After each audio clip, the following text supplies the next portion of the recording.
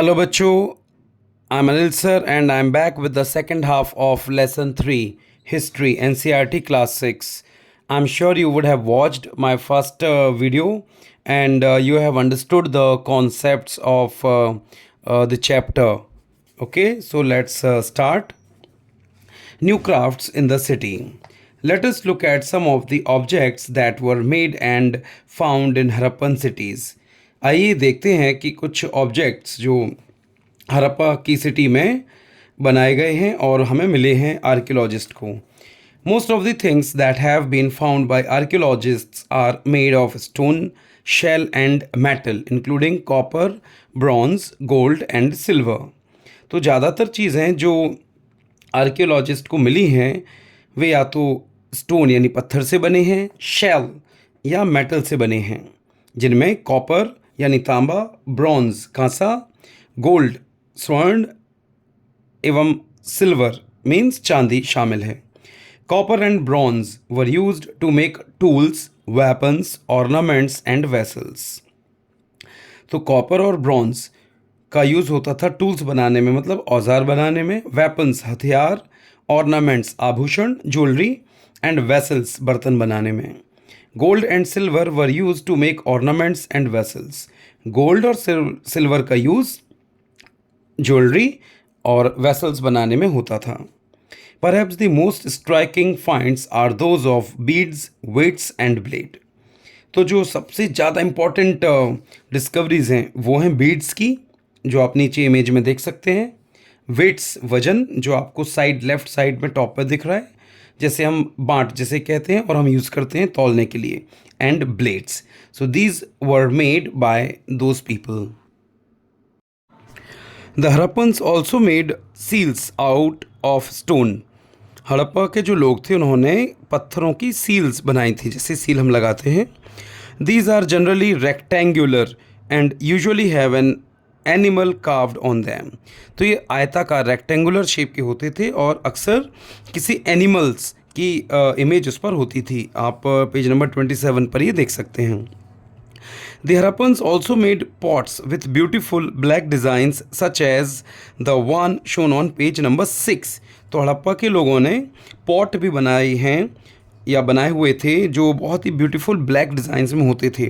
Page number 6 आपकी text book के page number 6 पर आप इनको देख पाएंगे. Was metal used in the villages you learnt about in chapter 2? Now there is a question. आपने लेसन 2 में पढ़ा है ये, तो क्या विलेज के जो लोग थे क्या वो मेटल का यूज़ करते थे, जैसा कि यहाँ हड़प्पा के सिविलाइजेशन में बताया गया है. Was stone used to make weights. उस समय क्या पत्थरों का उपयोग किया जाता था वेट्स बनाने के लिए? ये आप सर्च करके उसके बारे में डिस्कस कर सकते हैं अपने फ्रेंड्स के साथ. Cotton was probably grown at Mehrgarh about 7,000 years ago. तो मेहरगढ़ में लगभग 7,000 साल पहले कॉटन यानी कपास उगाया जाता था. Actual pieces of cloth were found attached to the lid of silver vase and some copper objects at Mohenjodaro. तो मोहनजोदारो से कुछ ऐसे कॉपर के ऑब्जेक्ट मिले हैं और सिल्वर वास, सिल्वर मीन्स जो चांदी होती है उसका बर्तन, उस पर कपड़ा लगा हुआ है उसके लिड पर, मतलब टॉप ऊपर. Archaeologists have also found spindle holes. Archaeologist को स्पिंडल होल्स भी मिले हैं जो टेराकोटा एंड फायांस से बने हुए थे. These were used to spin thread. और इससे धागा बनाया जाता था. और now you can see what is faience. You can see in the top rectangular shape explanation, right? Faience are found naturally, okay, and that is a material that is artificially produced. तो ये artificial material है जो Harappan civilization के लोग produce करते थे. Okay, it is a gum like structure. Okay, now coming to the main content. Many of the things that were produced were probably the work of specialist. तो जो बहुत सारी चीज़ें ये जो प्रोड्यूस करते थे वो स्पेशलिस्ट लोग होते थे जो करते थे, right. And we all know a specialist is a person who is a trained person to do only one kind of work. Specialist एक काम को करने में माहिर होता है. फॉर एग्जाम्पल कटिंग स्टोन और पॉलिशिंग बीड्स और carving seals, right.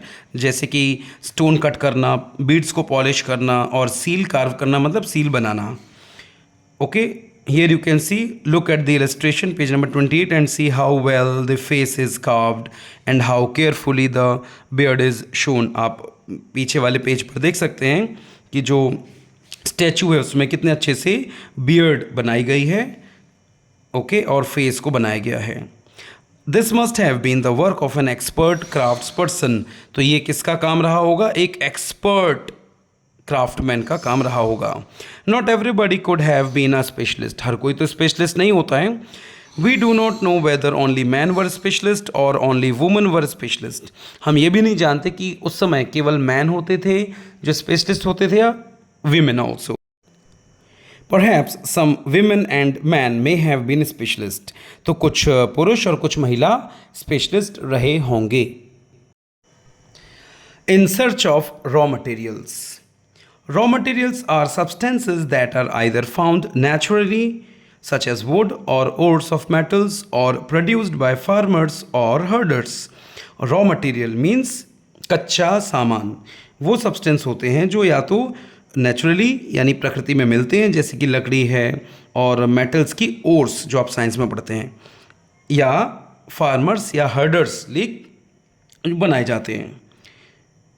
These are then processed to produce finished goods. इन पर वर्क करके इन्हें फाइनल फिनिश्ड गुड्स में कन्वर्ट किया जाता है। For example cotton produced by farmers is a raw material that may be processed to make cloth, है ना। Cotton से क्लॉथ बनाया जाता है। तो कॉटन जो है, कपास, वो रॉ मटेरियल है कपड़ा बनाने के लिए। While some of the raw materials that the Harappans used were available locally, many items such as copper, tin, gold, silver, and precious stones had to be brought from distant places. तो कुछ सामान वहाँ locally मिलता था, जैसा आज भी हमारे पास कुछ सामान लोकल अवेलेबल होता है, कुछ बाहर से मंगाया जाता है। इसी तरह से तो copper, tin, gold, silver means जो प्रीशियस मेटल्स और स्टोन्स थे वो दूर के एरियाज से मंगाए जाते थे। The Harappans probably got copper from present day Rajasthan. आप जानते हैं कॉपर राजस्थान में नंबर 1 है, तो आज का जो राजस्थान वाला एरिया है वहाँ से कॉपर मंगाया जाता होगा। And even from Oman in West Asia, और अगर हम वेस्ट एशिया की बात करें तो ओमान से कॉपर मंगाया जाता होगा। Tin which was mixed with copper to produce bronze may have been brought from present day Afghanistan and Iran. Tin जो कि मिक्स किया जाता था कॉपर के साथ ब्रॉन्ज बनाने के लिए, राइट, इट्स अ केमिस्ट्री। तो ब्रॉन्ज बनाने के लिए कॉपर प्लस टिन का यूज़ होता है। तो वो आज का जो अफगानिस्तान और ईरान का एरिया है वहाँ से आता होगा।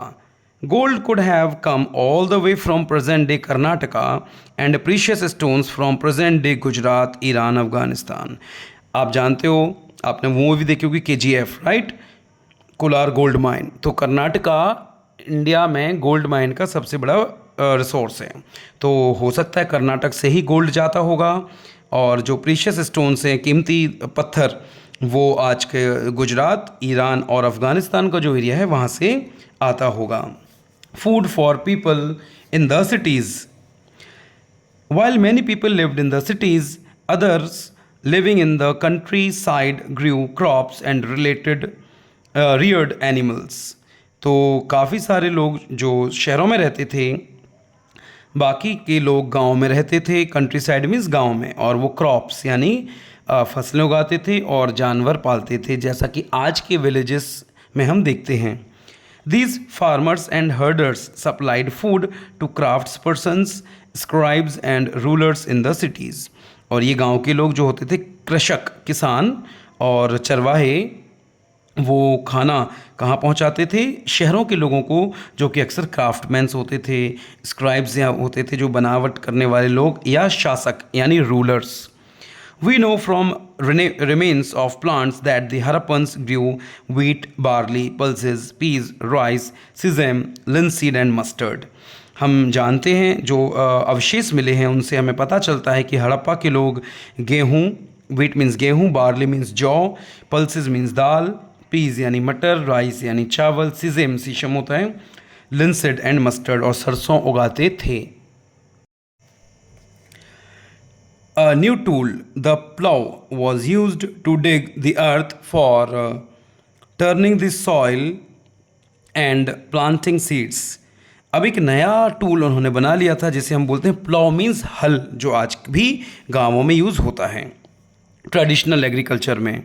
तो उस समय 4700 ईयर्स अगो उन्होंने हल बना लिया था। आप एक इमेज देख सकते हैं सामने। तो उससे वो ज़मीन को डिग यानी खोदने का काम करते थे और प्लांटिंग का काम करते थे, पौधे लगाने का। While real applause which were probably made of would have not survived, हो सकता है जो असली प्लॉ हल जो उन्होंने लकड़ी का बनाया हो वो सर्वाइव नहीं किया और नष्ट हो गया। Toy models have been found, पर टॉय मॉडल, हल के जो टॉय मॉडल्स हैं उन्होंने खिलौनों की तरह जो बनाए होंगे वो सर्वाइव किए हैं और उनके रिकॉर्ड्स मिले हैं। As this region does not receive any rainfall, some form of irrigation may have been used. चूँकि इस एरिया में रेनफॉल बहुत ही कम होता है या बिल्कुल ना के बराबर होता है, तो उन्होंने इरिगेशन यानी सिंचाई की व्यवस्था भी की होगी। This means that water was stored and supplied to the fields when the plants were growing. तो इससे ये भी पता चलता है कि उन्होंने पानी के स्टोरेज की व्यवस्था की थी और जब पौधों को उगाने के लिए पानी की ज़रूरत होती थी तो वो सप्लाई करते होंगे। The Harappans reared cattle, sheep, goat and buffalo. Harappa के लोग, कैटल मतलब मवेशी, जिसमें शीप, गोट और बफेलो यानी भेड़, बकरी और भैंस आदि शामिल हैं, ये वो उनको पालते थे। Water and pastures were available around settlements, तो पानी और उनके लिए जो आवश्यकता होती है खेती के लिए वो सारे संसाधन अवेलेबल थे। However in the dry summer months large herds of animals were probably taken to greater distances in search of grass and water. गर्मियों के समय में जो एनिमल्स हैं उनके झुंड को चरवाहे दूर तक ले जाते होंगे ताकि उन्हें पानी और घास मिल सके। They also collected fruits like बेर, caught fish and hunted wild animals like the antelope। तो वो बेर, आप जानते होंगे बेर, राइट, जुजुबी बेर कलेक्ट करते थे, फिश पकड़ते थे और एनिमल्स को हंट करते थे, राइट। एंटीलोप एक हिरन की प्रजाति कहलाती है।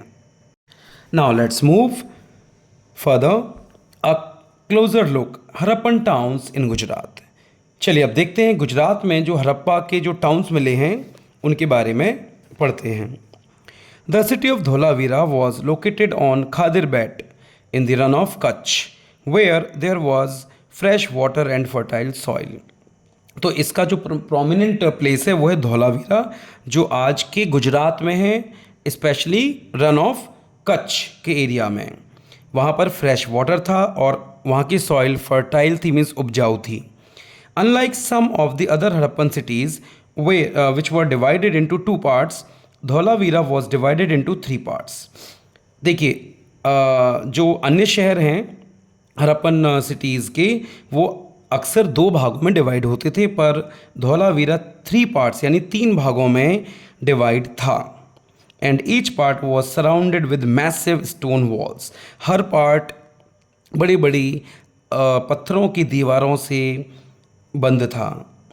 विथ एंट्रेंस थ्रू गेटवेज, और अंदर जाने के लिए गेट लगे होते थे, है ना, जिस तरह से आज कॉलोनीज डेवलप होती उस तरह से। There was also a large open area in the settlement. बीच में एक बड़ा एरिया, ओपन एरिया होता था प्लेग्राउंड के जैसे, where public ceremonies could be held, और वहाँ पब्लिक गैदरिंग्स होती थी, public ceremonies. Other finds include large letters of the Harappan script that were carved out of white stone and perhaps inlaid in wood। तो बाकी जगहों पर बहुत बड़े लेटर्स मिले हैं हड़प्पा की जो लिपि थी उसके, और वो कार्व हुए हैं, मतलब उनको बनाया गया है वाइट स्टोन पर, पत्थरों पर नक्काशी की तरह किया हुआ है, वाइट और वुड में भी, लकड़ी में भी। This is a unique find as generally Harappan writing has been found on small object such as seals. तो वैसे तो हड़प्पा में सील की तरह इंस्क्राइब्ड किया हुआ मिलता है, लेकिन यहाँ पर मार्बल्स स्टोन्स और वुड में कार्विंग्स की गई हैं। The city of Lothal stood beside a tributary of the Sabarmati in Gujarat, close to the Gulf of Khambhat. Lothal ये एक और इम्पॉर्टेंट प्लेस है जो आपको फ्यूचर के लिए भी याद रखना होगा। तो ये साबरमती नदी की जो सहायक नदी है उसके किनारे था गुजरात में, ओके, और जो खंबात की खाड़ी के नज़दीक है। आप नीचे के इमेज में देख सकते हैं।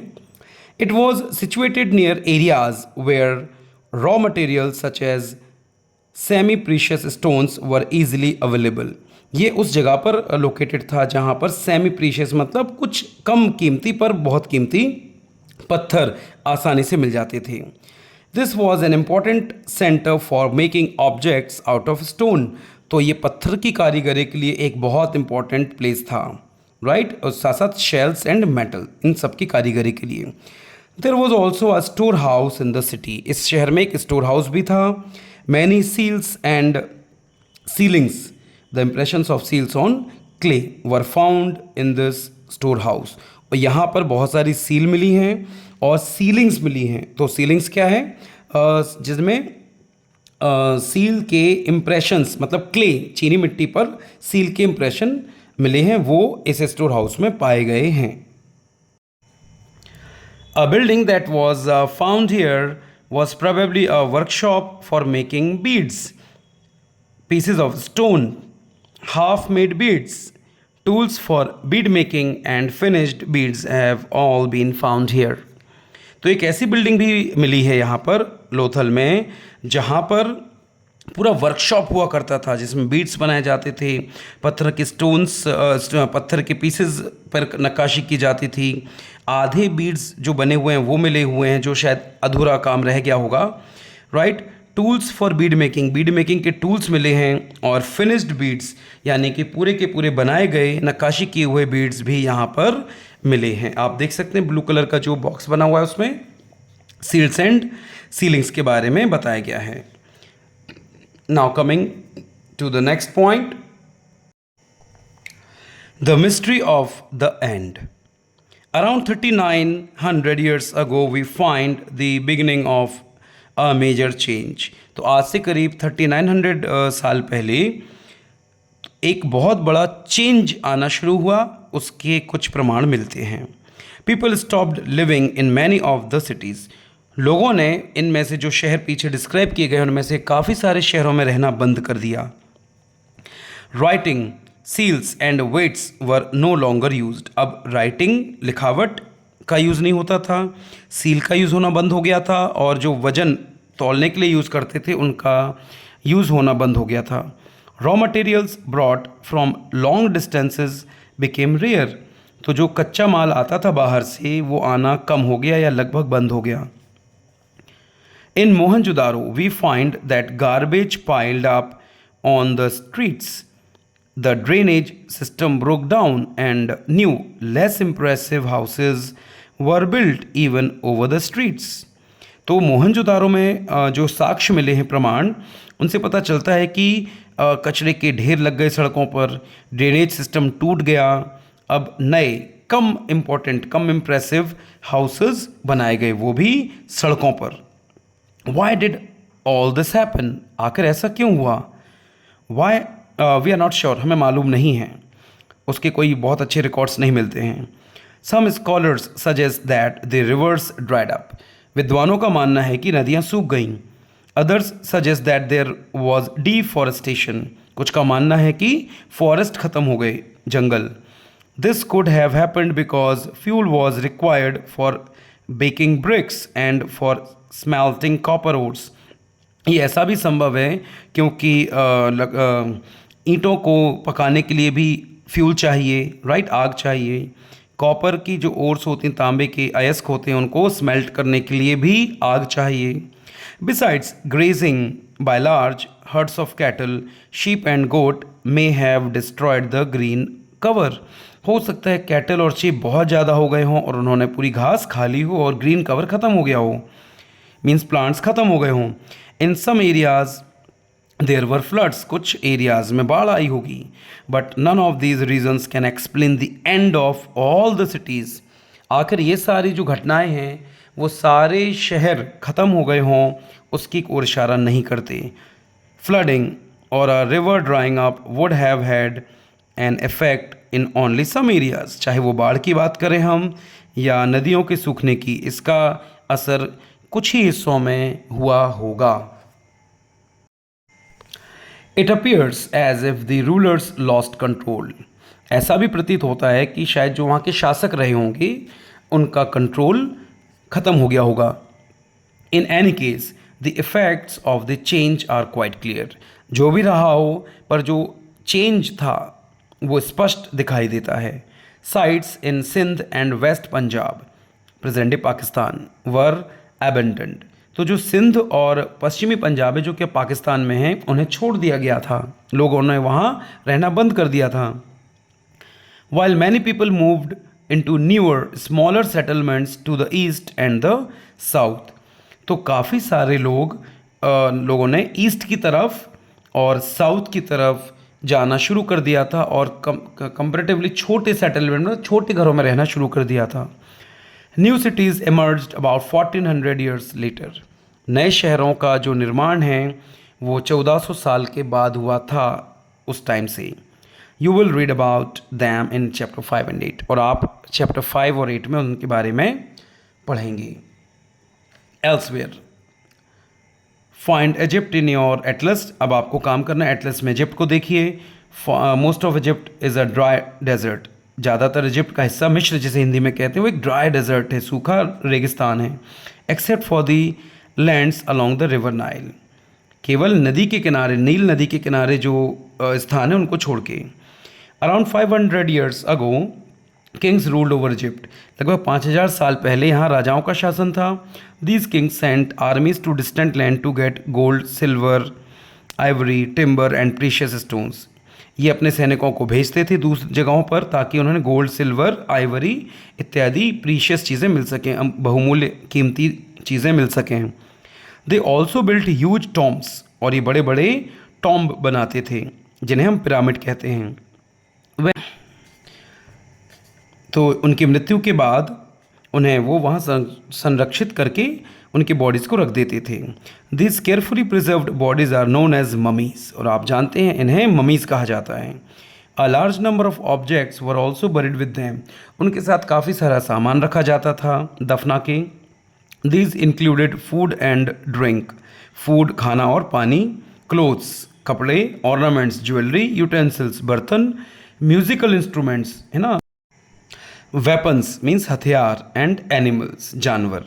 Sometimes even serving man and women were buried with the rulers, तो जो सेवा करते थे उनके सेवादार होते थे राजाओं के, उनको भी दफना दिया जाता था। These are amongst the most elaborate burials known in world history, और विश्व के इतिहास में सबसे बड़े बरियल्स मतलब जहाँ लोगों को दफनाया गया है वो पाए जाते हैं। Okay, so this is the end of the chapter guys. I am sure आपको ये पूरा एक्सप्लेनेशन समझ में आया होगा और आपको पसंद आया होगा। For every chapter tune in to Rhymes public schools YouTube channel, आप हमारे साथ जुड़े रहें और चैप्टर वाइज और ऑल सब्जेक्ट्स के वीडियोज़ हम आपको लाते रहेंगे। Thank you so much.